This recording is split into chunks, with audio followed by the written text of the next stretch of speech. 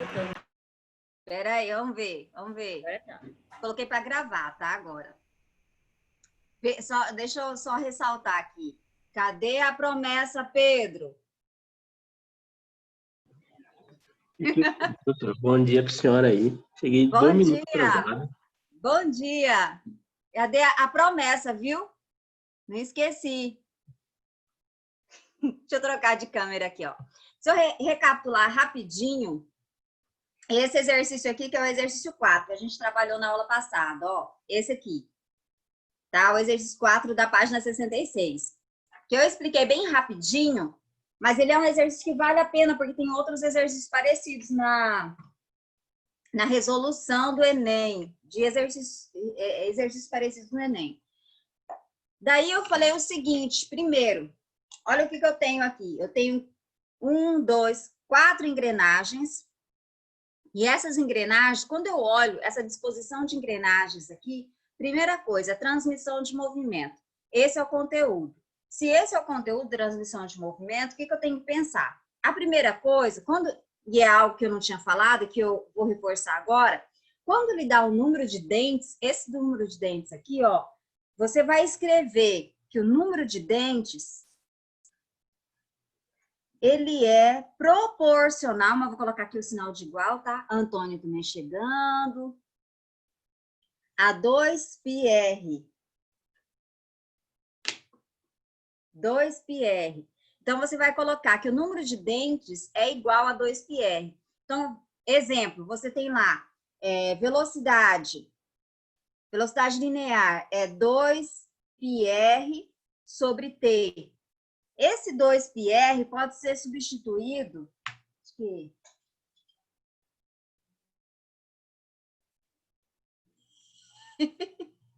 Carol, tá vendo? Aí sim, hein? Aí sim. Aguento. Voltando aqui. Esse 2πr aqui pode ser substituído por 8 dentes ou 24 dentes, tá?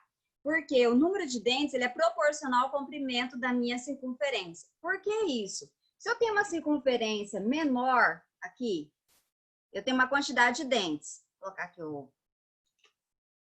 eu tenho uma certa quantidade de dentes. Se eu aumento essa minha circunferência, ó, aumenta a minha circunferência, automaticamente eu aumento o comprimento. Se eu aumento o comprimento, eu aumento também a quantidade de dentes. Então, quanto maior é a minha circunferência, maior é o comprimento, maior é o número de dentes, tá?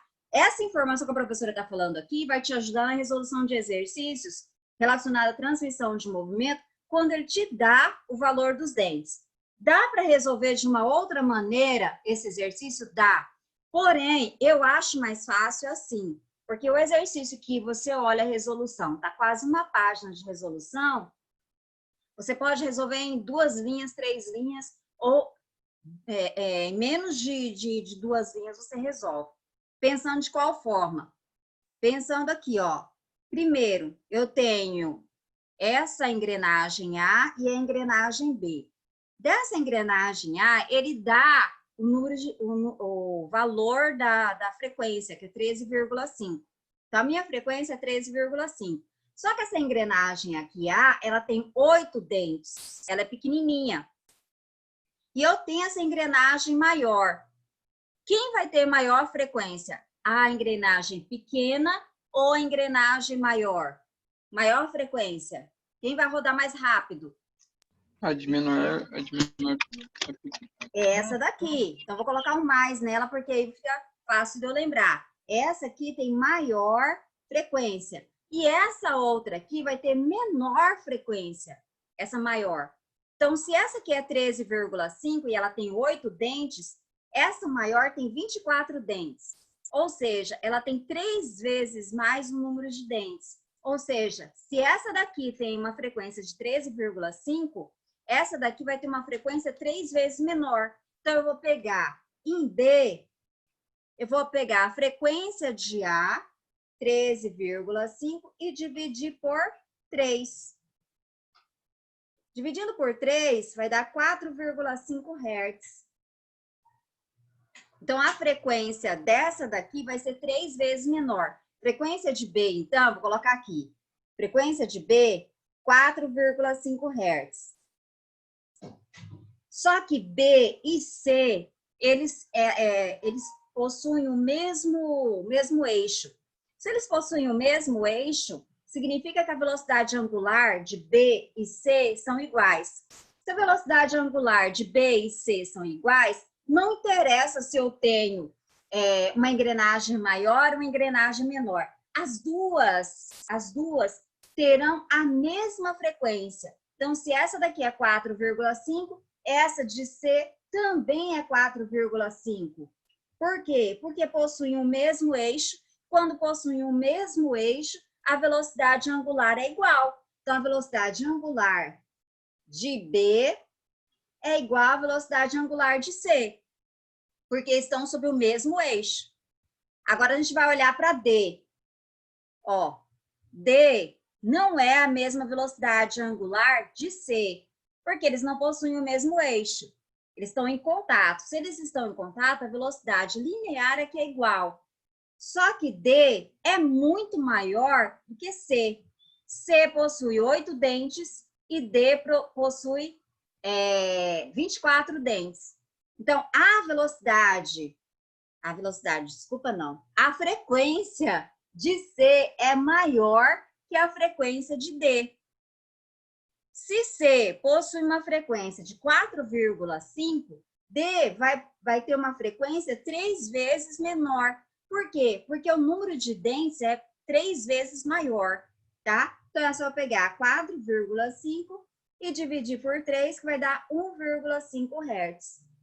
Gente, essa daqui é a maneira mais simples de resolver o mesmo exercício, tá? Agora que a professora, com mais paciência, explicou, você entendeu direitinho? Fala com a professora.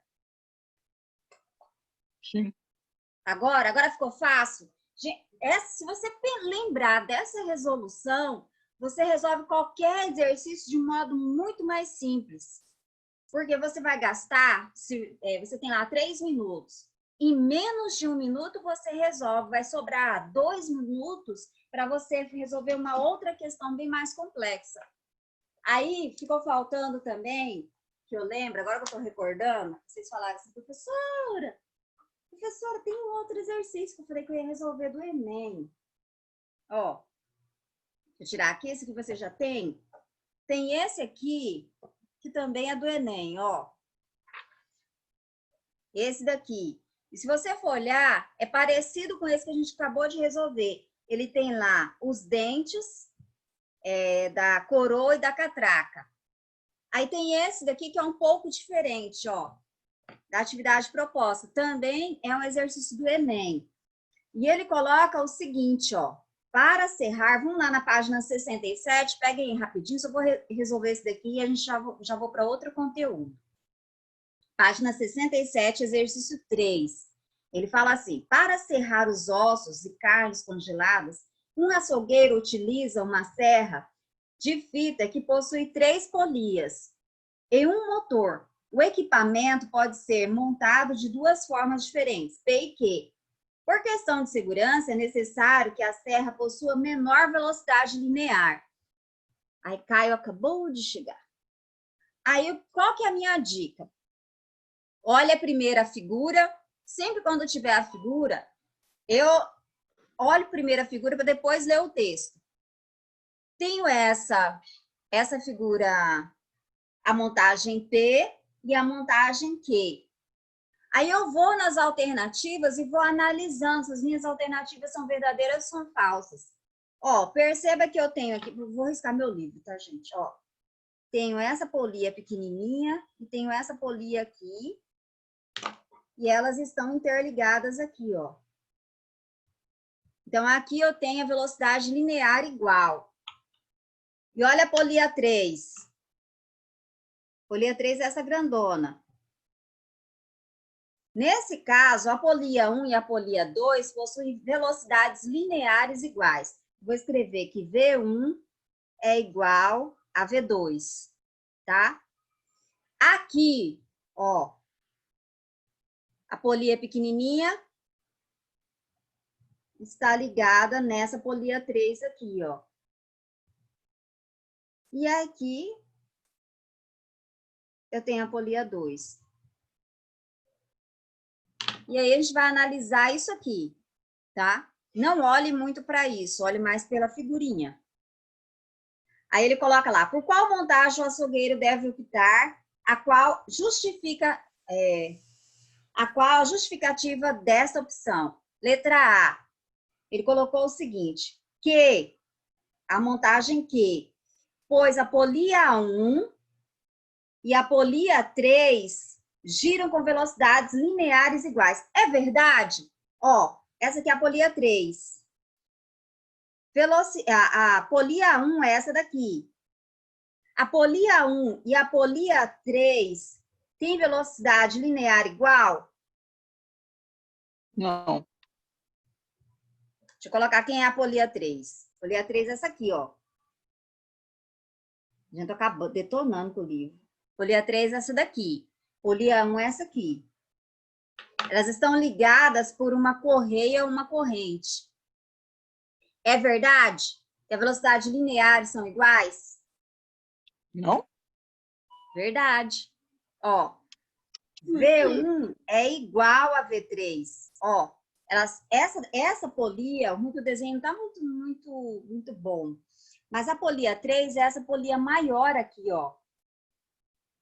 Essa maior. E essa menorzinha é a 1. Elas estão ligadas por essa correia aqui. Se elas estão ligadas pela correia, a velocidade linear é a mesma. Se eu for analisar polia 2 e polia 3, que estão submetidas ao mesmo eixo, daí a velocidade angular é a mesma. Mas aqui, ó, a 1 e a 3, as velocidades lineares são iguais. Aqui, ó, a 1 e a 2, a velocidade linear é a mesma. Então, até aqui o que ele falou é verdade. Que a polia 1 e a polia 3 possuem a mesma velocidade linear. Aí, continuando. Em pontos periféricos. E a que tiver maior raio terá menor frequência. É verdade? Quanto maior for o raio, menor a frequência? Não. Oi? Ó, só para você entender. Eu tenho essa polia de raio R e tenho essa polia aqui maior de raio R'. Quem possui maior frequência? A polia R ou a polia R'? A1 ou A2? A1. A1, porque o raio é menor. Aqui, o raio, ele é menor. Então, quanto menor é o raio, maior é a frequência. Porque eles possuem velocidades lineares diferentes, velocidades lineares iguais. As velocidades angulares é que são diferentes. Logo, a polia menor terá maior frequência. E essa que o raio é maior, terá menor frequência. Porque ela vai girar mais lentamente. Então, o que ele coloca a respeito aqui, ó, a informação de A está correta? Está correta. Então, essa aqui, verdadeira. Já coloca aí. Professora, mas o que está de errado na letra B, na letra C? Ó? Ele fala aqui na letra B que a montagem que, pois a polia 1 e a polia 3 giram com frequências iguais. Não giram com frequências iguais. Por que elas não giram com frequências iguais? Elas giram com frequências diferentes. E por que elas giram com frequências diferentes? Porque as velocidades angulares são diferentes. A velocidade linear é que é igual, tá? Então, essa aqui está mentindo por conta disso. A C fala que a montagem P, as polias 2 e 3 possuem frequências diferentes.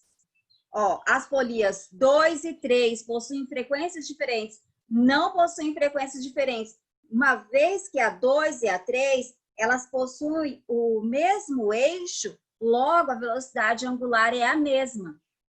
Se a velocidade angular é a mesma, a frequência é a mesma. Tá vendo? É só eu olhar, eu não precisava ler isso aqui. Se tem um desenho, olhe primeiro o desenho. Os desenhos aqui já vão me dizendo se a alternativa ela está correta ou ela está errada, tá? Só o desenho. Vou parar por aqui, eu acho que não tem necessidade, ficou faltando a D e a E. Tá vendo? Minha resposta correta é a A. Mas é só análise do desenho, mais nada. Tem alguma dúvida? Tem alguma dúvida? Se tiver, fala com a professora. Ih, algo que eu fiz com o livro. Ih, todo manchado. Pega lá o seu livro na página 68, enquanto eu faço a chamada, porque eu fiz o slide, mas aqui tá tão bonitinho. E faz igual a professora, olha lá. Ó, faz as anotações, escreva aqui, ó, tá vendo? O que tá faltando você complementa, o que você gostou você destaca, tá? Só não faz isso aqui, ó. Tá? Pega lá a página 68, eu vou colocar o slide, mas eu acho que tá tão... Dá para você escrever igual aqui, ó, algumas coisas que eu acho que são mais importantes, que tá faltando, eu vou escrevendo. Faça anotações aí no livro. Aí você vai complementando, vai escrevendo, vai colocando, coloca aqueles... Como que chama, gente? Eu não sei, eu falo grude, é um grude. Não é grude que fala. Esse negocinho aqui, ó, não chama. Não é grude. Hã? Post-it, professora. Post-it. Ai. Nunca sai o nome. Então, você pega um negocinho desse, assim, ó, dá uma boa... Gruda ele aí, ó. Gruda ele aí e faz a sua anotação. É o grude-grude. Pronto, já apelidei grude-grude. Deixa eu colocar lá, deixa eu fazer logo essa chamada, senão depois eu esqueço. Mas peguem lá, vale a pena. Responda para a professora e se você souber se a pessoa tá ou não tá, fala para a pessoa aqui para a gente andar rapidinho na chamada. Adriele está presente? Adriele! Não. Ana Júlia. Hã? Adriele não está presente. Ana Júlia. Nem a Ana Júlia. André. Nem o André. Vixe, Antônio tá, Bruna tá, Presente, Caio tá, professora. Clarice tá, Fábio tá, Gabriel tá, Não.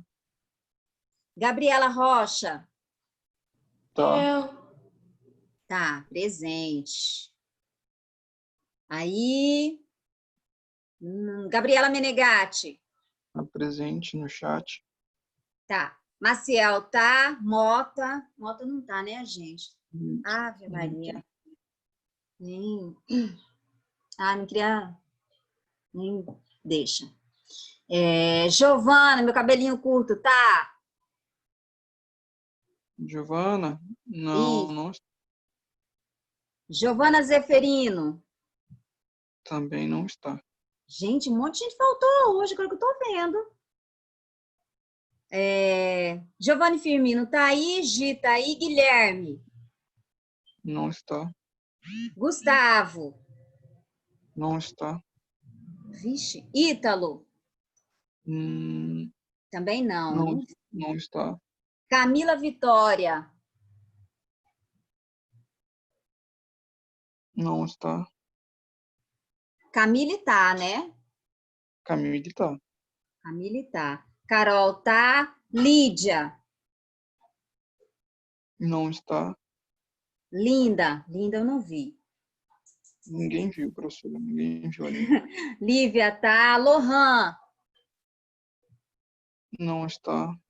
Vixe, Luana tá. Luiz. Não Também está. não. Mel tá. Murilo tá. Nath tá. Pedro Menegatti tá. Pedro José. Acho que também não. Não está. Tainara tá, né? Tainara Sim. tá. Vinícius Silva tá. Vinícius Canerlucci. Presente. Ian Tá. não, né? Ele tá Ian aqui. tá? Tá. Ai, que bom. Ai, que bom. Presente, professora. Eu encho a paciência dele, tadinho. Deixa eu voltar lá. Ó, Professora, a senhora pulou meu nome? Quem tá perguntando? Lucas? Coloquei como presente. Acho que você não chamou. É, porque os que eu tô lembrando, os que eu vou lembrando que tá presente, eu não, nem vou só falar, tá.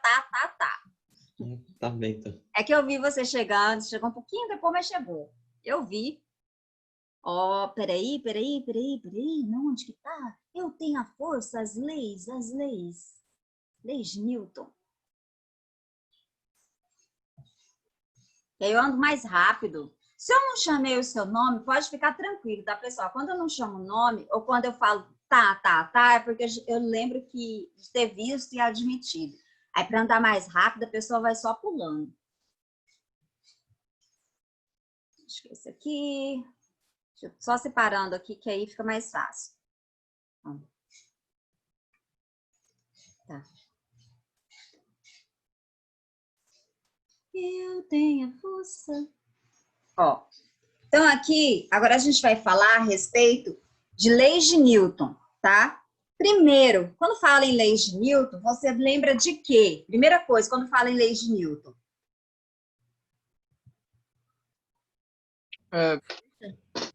Você lembra de quê? Você lembra de quê? Qual palavra você lembra? Força. Força.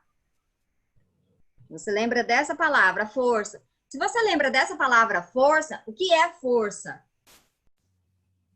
Força é interação. Ah, tá. Se força é interação, é que ela precisa o quê? Ela precisa de mais de um corpo para que essa interação aconteça. Ai, gente, precisa de mais de um corpo para que essa interação ocorra, aconteça, tá? Eu vou colocar aqui o slide, compartilhar com vocês, mas eu quero que vocês acompanhem aí junto comigo também no livro. Essa teoria, vale a pena você prestar atenção nessa teoria, porque quando a gente fala em teoria, você entendendo bem a teoria do que é a primeira lei de Newton, segunda lei de Newton, você mata a pau um monte de exercício. Então, eu tenho aqui, a primeira lei de Newton, ela fala sobre o que a primeira lei de Newton? A primeira lei de Newton. Lei da inércia. Isso, o princípio da inércia. E esse princípio da inércia, ele fala assim, todo corpo continua no estado de repouso ou em movimento retilíneo uniforme, a menos seja aplicada uma força. Então, eu tenho o seguinte, deixa eu botar aqui. Coloquei o meu copo, acho que vocês lembram, né? Eu falando disso lá no primeiro ano. Coloquei o meu copo aqui, O meu copo, deixa eu tirar o livro. O meu copo vai ficar eternamente aqui se não tiver a ação de uma força. Ou seja, se eu somar as forças, existem forças aqui sobre o meu copo? Primeira coisa, existem forças aqui sobre o meu copo? Sim. Sim. Porém, essas forças que estão aqui sobre o meu copo, na hora que eu somo essas forças, vai dar quanto? Zero. Então, quando eu penso em inércia, essa primeira lei de Newton, quando eu somo todas as forças aqui no meu sistema copo, essas forças, o somatório dessas forças vai ser igual a zero. Não é que falar, primeira lei de Newton, não tem força. Errado isso, tem força. Mas quando eu somo todas as forças atuando aqui sobre o meu copo, essas forças vão ser igual a zero, o somatório dessas forças. Para que aconteça a inércia, não é necessário que o meu corpo esteja em repouso. Se o meu corpo estiver em movimento retilíneo uniforme, ou seja, se a velocidade for constante, também está submetido à primeira lei de Newton, a lei de inércia. Então, para que aconteça a inércia, eu preciso de duas coisas. O meu corpo, inércia, primeira lei. O meu corpo, ele tem que estar em repouso, ou movimento retilíneo uniforme. A velocidade aqui, ela é constante, velocidade constante. Outra coisa que é importante, além do estado de repouso ou de movimento retilíneo uniforme, que o somatório das forças é igual a 0. Então, tem força atuando? Sim. Só que quando eu somo essas forças, vai ser igual a 0, tá? Não, se alguém disser para você que não tem força, é mentira. Só que quando eu somo essas forças, o somatório dessas forças é que é igual a 0. Aí no seu livro, ó, eu achei bonitinho, eu fui fazendo as anotações. Deixa eu puxar meu notebook para cá. Tem mais espaço. Do jeito que eu sou desastrada, daqui a pouco eu jogo o notebook lá no chão. Gente, aqui é a pessoa... Desastre em pessoa é quem? Sônia. Ó. Aí ele começa bem aqui, ó, falando da primeira lei de Newton, princípio da inércia. Aí ele fala bem assim, ó. Todo corpo continua no estado de repouso ou de movimento retilíneo uniforme, a menos que seja obrigado a mudá-lo por forças a ele aplicadas. Ou seja, quando eu tenho movimento retilíneo uniforme, ou quando eu tenho estado de repouso, eu tenho o princípio da inércia, primeira lei de Newton. E esse princípio, eu só saio desse princípio quando eu aplico uma força, aí o meu objeto sai do estado de repouso ou do estado de movimento retilíneo uniforme. Aí aqui, ó, aqui é uma das coisas mais importantes, que ele coloca aqui, ó, a força resultante é igual a 0. Eu, Sônia, gosto de falar o seguinte, o somatório das forças, que esse símbolo aqui é somatório, o somatório das forças é igual a 0. Então, quando eu tenho um movimento retilíneo uniforme, quando eu somo todas as forças atuando sobre aquele objeto, qual é o valor das forças? 0, tá? Quando o corpo está em repouso, quando eu somo todas as forças, qual que é o valor de todas as forças somadas? 0 também. Então, estado de repouso ou estado de movimento retilíneo uniforme, quando eu somo todas as forças, essas forças serão igual a 0, tá? Tudo bem até aqui? Tudo bem? Tudo bem, professora. Continuando.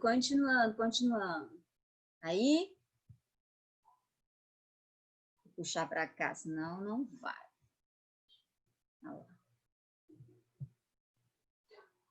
A segunda lei de Newton é chamada princípio fundamental da dinâmica. Mas a segunda lei de Newton, você lembra dela como? Você lembra só da fórmula. Como que é a segunda lei de Newton? Força é massa acelerada. Força é igual a massa acelerada. Então, eu preciso da aceleração para que eu tenha o quê? Força. E essa força aqui, quando eu somo, quando eu penso na segunda lei de Newton, por ter aceleração, essa força não é igual a 0. O somatório das forças não é igual a 0. Não é igual a 0. Pelo contrário, é diferente de 0. Movimento retilíneo uniforme, quando eu somo todas as forças, é igual a 0. Por quê? Porque eu não tenho aceleração. Quando eu tenho a aceleração, a minha força resultante, ela é diferente de 0. Aí eu até fiz aqui, eu estava lembrando, vou tirar aqui. Newton, gente, pensou desse jeito aqui, ó. Newton pensou assim, força é a quantidade de movimento dividido pelo tempo. Newton pensou assim. Então, eu vou colocar curiosidades. Curiosidades. Newton pensou assim. F dt dt. Sabe quem que é a quantidade de movimento? Massa vezes velocidade, dividido pelo tempo. Só que velocidade pelo tempo é quem? Aceleração. Aí eles escrevem desse jeito para vocês. Só que Newton pensou assim. Newton não pensou assim, tá? Só uma curiosidade. Aí vem a terceira lei de Newton. Olha a terceira lei de Newton. Olha o que a professora colocou aqui. Terceira lei de Newton, gente, é uma lei que, dentre as que a gente tem, dentre essas três aqui, é a que causa mais confusão. E eu vou explicar para você por que muita gente tem um conceito errado da terceira lei de Newton. Então, a terceira lei de Newton, primeira coisa, deixa eu voltar lá. Terceira lei de Newton. Ó, primeira coisa, existe, é o princípio da ação e reação. Deixa eu interromper, eu não consigo, gente, não tem jeito. Deixa eu tirar até daqui, deixa eu colocar, igual a Carol fala, mostra a cara aí! Mostra a cara aí! Mostra a cara aí. A terceira lei de Newton, deixa eu só ressaltar, a primeira coisa, ela acontece com dois corpos distintos. Então, sobre eu mesma, existe ação e reação? Não. Quando eu pego, dou um tapa aqui contra a parede, existe ação e reação? Sim, porque existe o corpo Sônia e existe o corpo parede. Então, para que aconteça ação e reação, eu preciso de corpos distintos, corpos diferentes. Primeira coisa. Outra coisa, se eu aplico uma força de contato, ó, apliquei uma força de contato, ação e reação, eles possuem a mesma natureza de força. Então, se eu tenho a ação de uma força elétrica, a reação também será de uma força elétrica. Se eu tenho a ação de uma força de contato, a reação também será de uma força de contato. Então, a natureza das forças são iguais. Então, não existe a ação ser uma força de contato e a reação ser uma força elétrica. Então, não existe. A natureza da força é a mesma. Outra coisa que é muito equivocada, que geralmente as pessoas falam, né? Principalmente na área da filosofia. Não é na área da filosofia. Pensando filosoficamente, vamos dizer assim, para eu não ser injusta com alguém. Mas fala assim, porque se eu faço algo hoje, a ação, e aí eu tenho uma reação, se eu planto algo bom, eu vou colher algo bom no futuro. Isso é ação e reação. Isso não é ação e reação. Ação e reação, elas acontecem simultaneamente. Percebe? Na hora que eu faço isso aqui, ó, é automático. A ação e reação acontecem no mesmo tempo, são simultâneos. Quem que acontece primeiro? Não existe essa de quem acontece primeiro. As duas acontecem simultaneamente. Ação e reação acontecem simultaneamente, tá? Daí vem a velha história. Com a mesma intensidade de força, nesse caso eu fiz uma força de contato, a reação é uma força de contato com a mesma intensidade, ou seja, o mesmo módulo, a mesma direção, porém sentido oposto, tá? Aí eu vou voltar. Até aqui, tudo bem? Tudo bem? Professor. Sim. Vou colocar aqui, daí vocês anotem no livro de vocês também. Deixa eu tirar a câmera aqui, vou até mostrar para vocês. O que a professora fez? Ó, gente, eu vou olhando também o que está escrito e vou fazendo as minhas anotações. Quando ele coloca aqui, ó, primeiro, quando eu penso em ação e reação, é uma força de interação, é algo que acontece entre dois corpos, tá? Em dois corpos distintos. Mas quando eu falo em força, força, ela é interação, tá? Daí, ele coloca bem aqui, ó, ação e reação possuem mesma intensidade, ou seja, o mesmo valor, o mesmo módulo de força, tem a mesma direção, então se uma é na horizontal, a outra também é na horizontal, apresentam sentidos opostos, agem em corpos distintos, por isso não se anulam, mas aí você escreva aí no seu livro, ó, são de mesma natureza, que faltou aqui, e ocorrem simultaneamente. Então, esse detalhe ocorre simultaneamente e a força de mesma natureza, isso aqui, gente, sabe o que é um ponto-chave para você resolver um monte de exercício? Ó? Então, acrescentem aí. Beleza? Beleza? Alguma dúvida?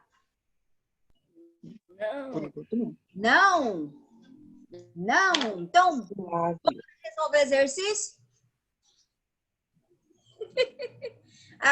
As minhas anotações aqui. Ó, peguem lá, página 70.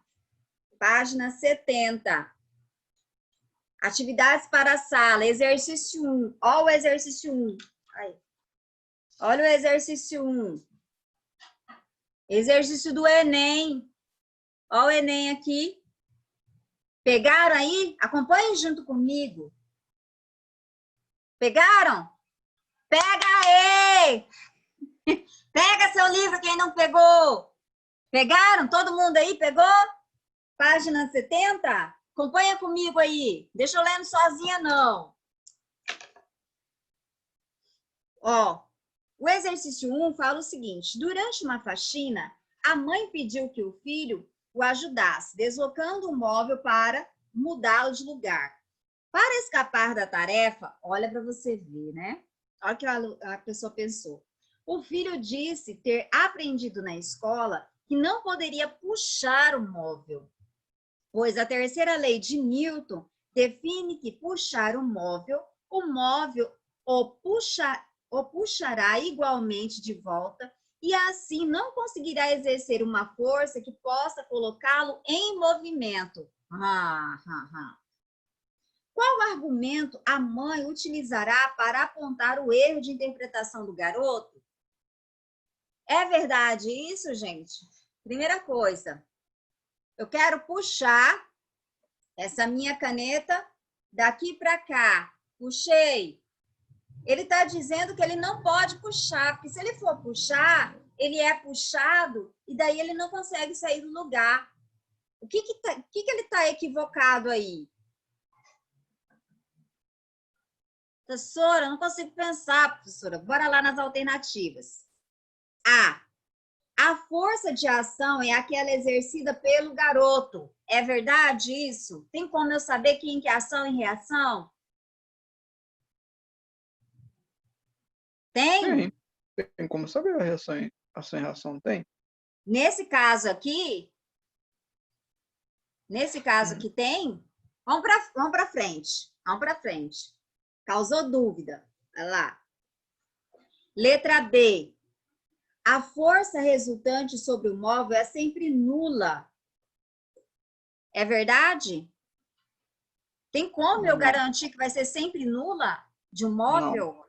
Não. Gente, quando você vê essa palavra sempre aqui, ó, desconfia, tá? Desconfia. Então, nem sempre, depende. Aqui, ó, a ação da minha régua agora é nula. A força resultante aqui é igual a zero. O somatório das forças é igual a zero. Porém, se eu fizer isso aqui, ó, ela sai do seu estado de inerte, e daí eu tenho movimento. Então, não é sempre, tá? Mentira. Então, essa daqui, ó, não é. Não é. Aí, a C. As forças que o chão exerce sobre o garoto se anulam. Se anulam? As forças que o chão exerce sobre o garoto se anulam? Sim ou não? Vamos pensar. Se ele consegue caminhar, porque as forças não se anulam, né?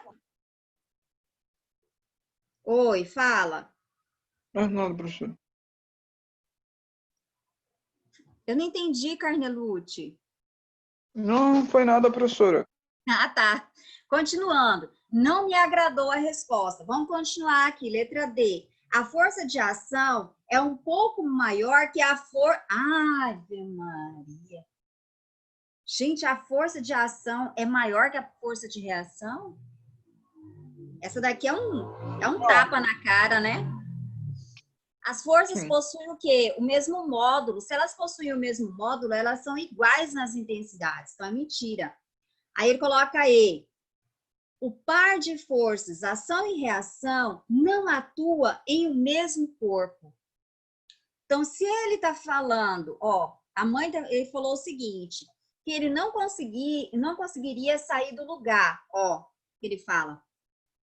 Para escapar da tarefa, o filho disse ter aprendido na escola que não poderia puxar um móvel, pois a terceira lei de Newton define que, se puxar o móvel puxará igualmente de volta, e assim não conseguirá exercer uma força que possa colocá-lo em movimento.